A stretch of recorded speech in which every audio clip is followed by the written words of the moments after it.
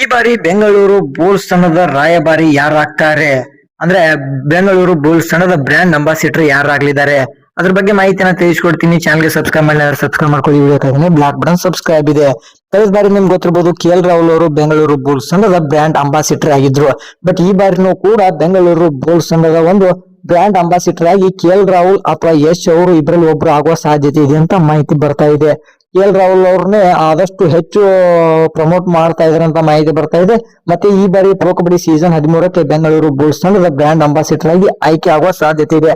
But rocking star Yash ಅವರ ಒಂದು toxic film ಬರ್ತಾ ಇದೆ. ಬಟ್ ಒಂದು ವೇಳೆ ಟಾಕ್ಸಿಕ್ ಏನಾದ್ರೂ ಹಿಟ್ ಆದ್ರೆ ಯಶ್ ಅವರು ಬೆಂಗಳೂರು ಬುಲ್ಸ್ ತಂಡದ ಬ್ರ್ಯಾಂಡ್ ಅಂಬಾಸಿಡರ್ ಆಗಲಿದ್ದಾರೆ ಅಂತ ಮಾಹಿತಿ ಬರ್ತಾ ಇದೆ. ಬಟ್ ಇದಕ್ಕಿಂತ ಮುಂಚೆ ನಮ್ಮ ಕಿಚ್ಚ ಸುದೀಪ್ ಅವರು ಆಗಿರ್ಬೋದು, ಅದಷ್ಟೇ ಅಲ್ಲದೆ ಪುನೀತ್ ರಾಜ್ಕುಮಾರ್ ಸರ್ ಅವರು ಕೂಡ ಬೆಂಗಳೂರು ಬುಲ್ಸ್ ತಂಡದ ಬ್ರ್ಯಾಂಡ್ ಅಂಬಾಸಿಡರ್ ಆಗಿದ್ರು. ಬಟ್ KL ರಾಹುಲ್ ಅವರು ಆಗ್ತಾರ ಅಥವಾ ಯಶ್ ಅವರು ಬೆಂಗಳೂರು ಬುಲ್ಸ್ ತಂಡದ ಬ್ರ್ಯಾಂಡ್ ಅಂಬಾಸಿಡರ್ ಆಗ್ತಾರ ಕಾಯ್ದು ನೋಡ್ಬೇಕು. ನಿಮ್ಮ ಅನಿಸಿಕೆ ಅಭಿಪ್ರಾಯನ ಕಮೆಂಟ್ ಮಾಡಿ. ಇಬ್ಬರಲ್ಲಿ ಯಾರು ಬೆಂಗಳೂರು ಬುಲ್ಸ್ ತಂಡದ ಬ್ರ್ಯಾಂಡ್ ಅಂಬಾಸಿಡರ್ ಆಗ್ಬೇಕು ಅಂದ್ರೆ ರಾಯಭಾರಿಗಳಾಗಬೇಕು.